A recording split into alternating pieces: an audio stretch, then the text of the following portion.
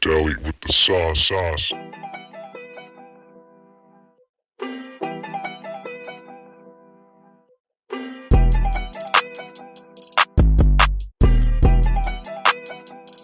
going on, guys? It's your boy Deli G, back in the studio, back in the lab, back in the home office once again for episode 6 of the Deli G Show with your boy Deli G right here on the YouTube channel. Alright, guys, so the main focus of discussion on this episode is going to be what the hell is wrong with the Maple Leafs. Once again, eliminated in the second round by the Florida Panthers in 7 games. Final score in Game 7, 6-1. Pretty atrocious in front of their home fans. Games 5 and 7, they just laid a couple of eggs. Pretty rough to watch if you're a fan of theirs, which I'm not, as you can see. But one thing, guys, we'll get to that in a little while. One thing I wanted to show you guys that I'm really excited about. Call me a mark, call me a child, call me whatever the heck you want. I call myself a collector, and this is one that I've been looking for a while to add the collection. So here it is, guys. There it is. The WCW Big Gold. Although, as you can see, this is the WWE iteration right there. So WWE bought WCW, and then they changed the World Heavyweight title for the Big Gold, as they nicknamed it, to the WWE World Heavyweight Champion. But yeah, very excited about that. As you guys can see, with all the title belts above my head, it's one that I've been looking for to add to my collection. I'm also looking for probably the last one I'll probably get is the $1 million belt, if I can find it out there somewhere.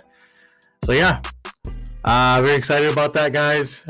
So very stoked to add it to my collection of belts there. Yeah, and also another thing that I'm very excited about is mine and your London Knights are off to Rimouski for the Memorial Cup tournament.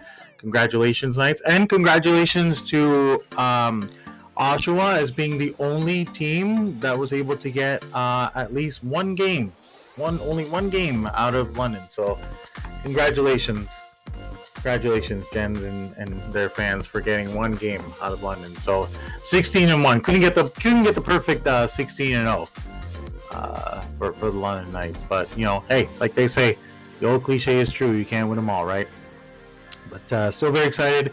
And anybody outside of London or the Knights fans community knows that, like, they know that they're not understanding of what this team is out to accomplish this year. They're basically on a revenge tour to prove that last year was a straight fluke. Because if that had been a 7-game series, oh, you bet your arse the Knights would have won that easily. They would have had the one game that they would have won, and then we got the gentleman's sweep. There you go, done. But and so go Knights, go. Hopefully they can bring that Man Cup back home where it belongs, at the NHL factory that is London, Ontario, and with the Knights organization. Now, I'd be remiss if I didn't say something or give my opinion about the Rick Tocchet hiring that Philadelphia made. Not a fan. I didn't think Rick Tocchet was much of a player. Back in the day, he wasn't a Recchi or a Leclerc or a Roenick type. He was more of like a thug, tough guy who could produce, every now and then. I don't know. I've been a Flyers fan for a long time, and I've seen a lot of, good and great players come through that organization, and I didn't think Rick Tocchet was anything special. But this is the crutch of this organization, and I don't know why. They always like to hire ex-players for this organization, like ex-Flyers, former Flyers, and I don't know why. Because I don't think it's worked out thus far. We got close with a couple guys, but still didn't win jack squat. No cup since 75, so what are we doing here, right? So I don't know. I'll give it a couple years before Tocchet's gone. I don't see much room for improvement. But at the same time, Danny has a lot of work to do. Starting with the draft and then free agency. To put this team in a good position to win. So I trust in what he's doing with Jonesy there. In upper management. But last year certainly had its disappointments. So we need to make sure that, along with celebrating the play of Mitch Goff, that we're also surrounding him with talent, so we can put him in a position to win. Because he can't just be another flashy Russian that can't win anything in this league. So Danny, that's your job, to put him and the rest of the guys that are here under contract in a position to win. Otherwise it's not fair for the players and especially the young guys who are trying to develop and find their games. So guys, what is wrong with the Maple Leafs? There's so many things. Like there's been so many iterations of this team that has failed through the years. But I think with this latest iteration, I mean, they have a bunch of guys who can do it all in the regular season, but then just don't want to or don't care to show up in the playoffs when it comes time to really pay the price. So I don't know what they're gonna do with this offseason. I think Marner's gone, which is a shame too, because everybody who's a London Knights fan, tying it back to that, knows what he did for us in the playoffs and helping him get the Memorial Cup when he played, and how flashy he was and all the awesome things that he could do on the ice. So he had a lot of fans here, who were fans of the London Knights. Hometown boy gets drafted by the local team, but sadly it just didn't work out for him. So I think he's going to be leaving as a UFA. I believe actually Brian Hayes on TSN actually said on the Overdrive show, there was a report that the Islanders have asked the Leafs permission to speak with Shanahan about upper management role for their hockey club, and the permission has been granted by the Leafs. So it sounds like they're in line to mutually part ways, it looks like here, and getting ready to start a new era of potential failure in that market. We'll see. I don't know who they could possibly bring in that role. They already have their general manager and head coach in place, which I think that's a good pair. Like, Tree Living and Berube, I think is a pretty good pairing in terms of the same kind of consistent overall philosophy of how to run the team. So we'll see, guys. The draft and free agency is gonna be coming up before we know it, and there's gonna be major decisions to be made. But if you want my opinion personally of what I would do if I were the GM, trade Marner's rights if you can for something, or like a sign and trade.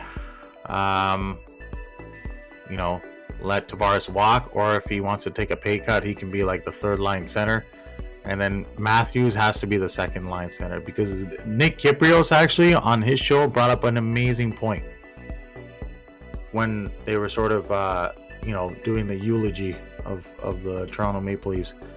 He brought up a great point, and he said that Matthews is like a Malkin type in Pittsburgh, which is like such a perfect analogy of how the guy plays. Great goal scorer. He can do some things defensively. He can play a 200-foot game when he wants, but he's just really like a sniper primarily. And he needs, when Malkin doesn't have a Crosby type, he can't play to his full potential for whatever reason.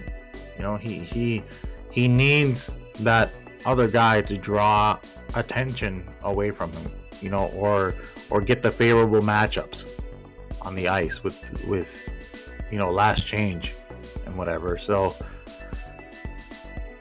we'll see how that works out. They thought it was going to be Tavares, which it would have been if he could actually freaking skate. Like if he didn't look like he was skating with a piano on his back every night, then maybe that could have been him. But sadly, 'twas not the case. And now he potentially might walk along with Marner, but there'll be some decisions made. I would trade Riley as well. Like the way you watch that guy play defensively in the playoffs, he's just kind of like leaning forward, extending his stick, not wanting to, actually, throw his body in there and get physical. I don't know if he's scared to get injured or if he thinks he's going to have a awkward fall or something, or I'm not sure what, but he doesn't seem to be a very, physically dominant, defenseman like an Ekblad or a Seth Jones type that they have on Florida, or any really top 1-2 defenseman ought to be, and likely is when you look around all the teams in the league. So gotta let the two guys walk or get something for them, the two forwards who are now UFAs, and trade Riley while his stock is still somewhat manageable, while he's still somewhat of a manageable asset, not completely distressed yet. We'll see. But that's what I would do. Trade Riley and let the other two guys walk if you can't get any sort of trade value for their rights. So, alright guys, that's my thoughts and opinions for this week on the Deli G Show. That's pretty much all I wanted to talk about that was going on. With all the drama in the NBA and NHL, the pro wrestling is kind of taking a backseat lately. It has gotten a bit stale. Saw Jeff Cobb come in, now known as JC Mateo, but I mean, nobody really knows about that guy. He's not really a heavy hitter right now. I think they're going to build him up like how Solo got built up. But the biggest thing is, please, if Hunter, if you're watching this, hopefully, you got to get Karrion Kross. You got to get him in the mix for the Money in the Bank. I don't want to put it out there outright for the fans saying that he should win it, but you got to put him in the mix, man. You got to put him in there. He's got to do something here. We have a chance now to build on this. Like, the guy is actually legit. So let's put him in a good position here to make money for everybody. So let's see what happens, Hunter. Yeah, get him in the mix for the Money in the Bank. Because if he does, by hook or by crook, end up winning it, that would be a massive coup for the company, 100%. Somebody brought up a good point in the YouTube comments, is that Karrion's is looking like the LA Knight. The early LA Knight of 2025. So let's go. Let's get him on up there and get him in the mix of something important. Not some mid-card tomfoolery bullshit. Let's get him in there with the heavy hitters and see what he can do. So that's my take on that. Alright guys, that's it for me. I'm gonna dip out. This has been episode 6 of the Deli G Show. So stick around guys. Like and subscribe, all that good stuff. Like and subscribe, and yeah guys, thanks so much for watching, and we'll see you back for episode 7 of the Deli G Show. Peace.